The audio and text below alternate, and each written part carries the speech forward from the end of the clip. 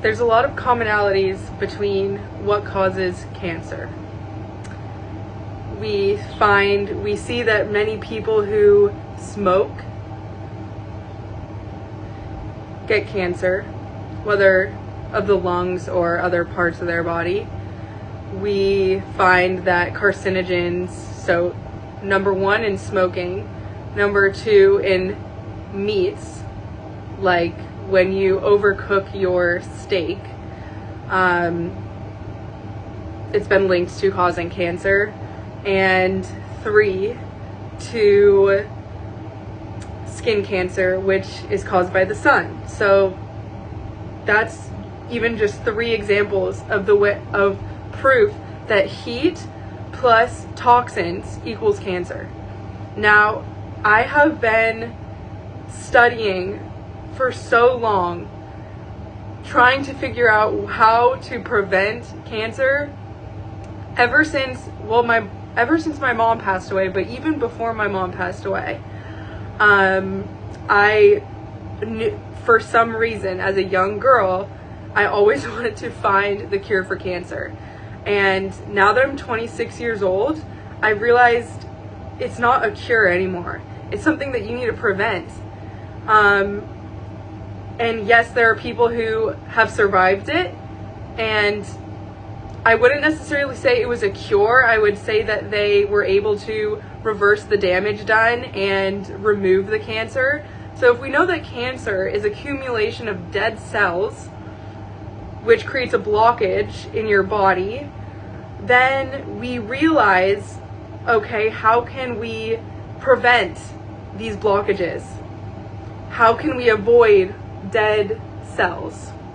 Now, we know that cooking things kills cells. When you overheat anything, that organism will dehydrate and die.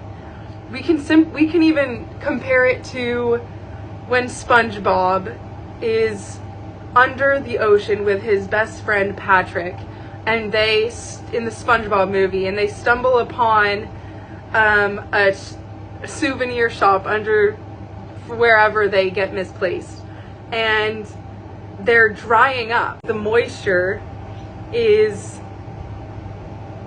non-existent. So basically, cancer, from what I have accumulated, from what I have observed and researched and learned, is that cancer can be caused by, and this is maybe just one way, but one way that I am positive is that cancer is caused by heat plus toxin equals a mutation. This is a perfect example is with why they say do not microwave plastics, or your food in plastics, because the plastic meeting the chemical reaction from the plastic and the heat, specifically with the radiation, is toxic to the body. Now, you can imagine why this is. This compound in plastic is not a natural occurring compound in nature, which for starters, that's one of the main problems. But then once you heat that up, it causes a toxic gas, which is also directly correlated to how we can describe global warming. They're literal small and large reflections of each other. The microwave is just the way that we can visualize what's happening to our planet in that nutshell. So this leads us to figure out other ways to process our food, and that's a whole other story. But I digress. I believe I was talking about SpongeBob and Patrick when they are in the souvenir shop and they're drying up, and the one last teardrop from their friendship brings them back to life. Now, we can see the importance of water in this small little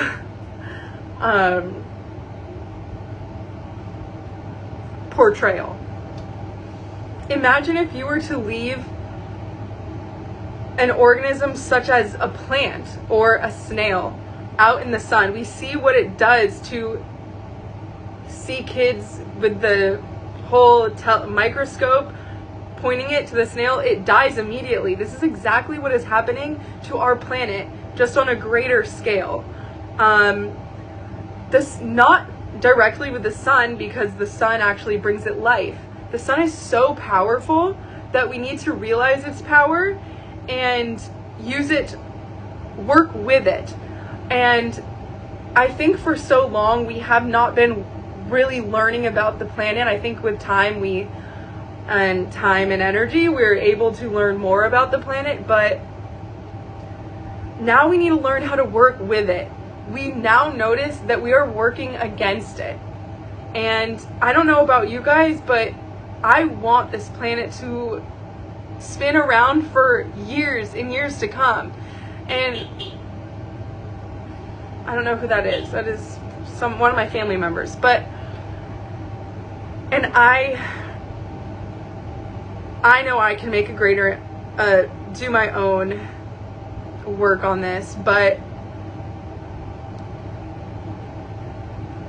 I just hope that the world needs to come together and come up. I'm just a spokesperson. I mean, I'm doing my own research as well, Tesla is a great advancement as well, but I'm digressing. How do I connect this? If our people on the planet Earth are getting diseases such as cancer, we're seeing firsthand from our sensitive habitat as a body what is happening to the planet. But we're seeing it faster because our bodies are smaller and more sensitive than, not more sensitive, but obviously a smaller mass is more susceptible to the damage. You see it quicker, right? We are seeing the damage that is happening to the planet through the people. And this is a way that the universe is telling us we're losing our people. And this is an exact representation of what is happening to our planet, but more direct. So we're seeing it in our people. Now we know that this is affecting, what we're doing is not working, and we're seeing it head on with people, our loved ones. We're losing our loved ones. Losing our loved ones is a warning sign that this is what's happening to our planet as well, and they're directly correlated. Now, I hate to use this as an example, but I do believe certain things happen for certain reasons, and while losing my mom was the hardest thing that has ever happened to me and my family, I loved her so much that I have kind of made it my life mission to figure out how to avoid that situation. My mom, one of the best people that I've ever met and have yet to meet, and I'm only 26, but that's a pretty good amount of time. She was a smoker, and that does not create your personality, and I'm not judging anybody who smokes. I can see the addiction, and it is an addiction, but those chemicals are polluting your body. They're going to kill you. You're not only burning the chemicals and releasing them into your body, and your body is directly absorbing it like a sponge. Imagine if you had battery acid and the sponge was alive, and the sponge wanted to live its best, SpongeBob, he wanted to live his best life, and the water around him was just battery acid. That is exactly what is happening to the body when you are polluting it. And maybe this is all just regurgitated crap that you have heard over the years, but at some point we need to think, damn, we are so lucky to even be existing and to be breathing air.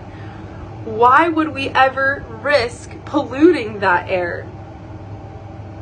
there's got to be, and I know there are, and I know there are people, but for some reason I'm feeling down lately, and for some reason the sunsets have looked toxic. And I know people feel it too, and it's because of the CO2 in the atmosphere. It is the greenhouse gas effect. It is the fossil fuels that are making the sky look almost apocalyptic. And that's what I've noticed in the sunset. And the sunset, it's something you can feel. It's something that it's just eerie.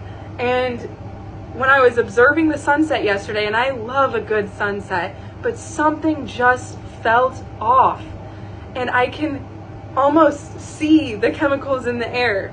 It was fluorescent neon, but not in the good natural way. It was in a way where it's almost painful. And what's happening to our planet is what's happening to our bodies. And at some point we need to clean up the mess. And I have not been perfect, but I am doing my damn best to clean up this mess in my own life. And I would love to see other people on the same path, and hopefully we all come together too and figure out a way to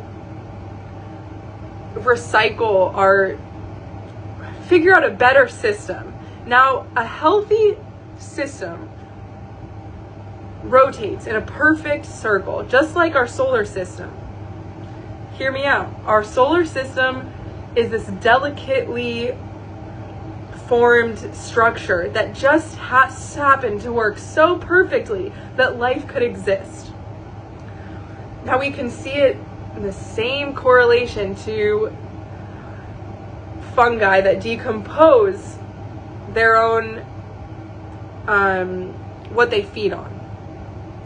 This is a natural cycle. It just happens naturally in the atmosphere, and there's very rarely any issues, but we've been having issues because the issue is the blockage, which is that we are unable to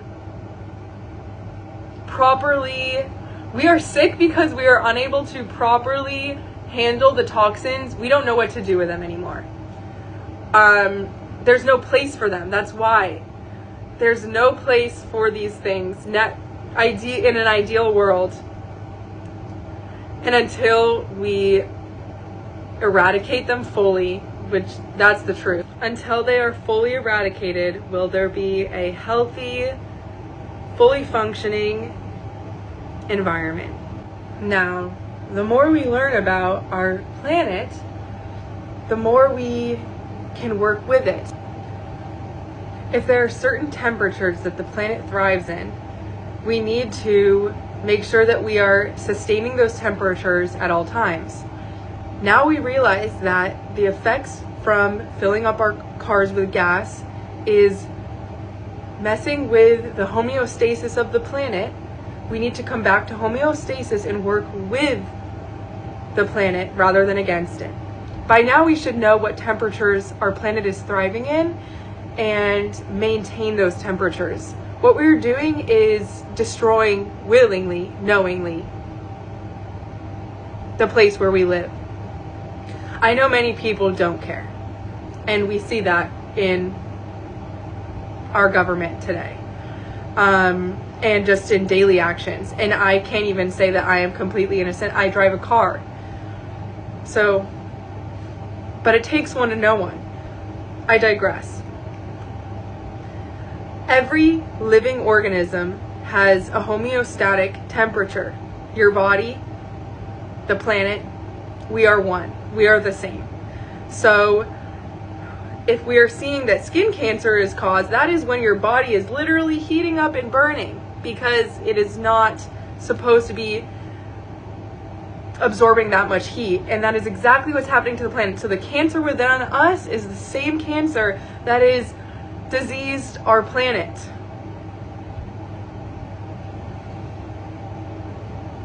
If we know the temperatures that we will thrive in, we can work with them. Any temperature that is not within the limits should be a crime at this point, because we are seeing that it is having drastic effects And it is our duty to protect the environment in which we are literally living on. So you wouldn't even have an environment to destroy if we continue at this rate. Does that make sense?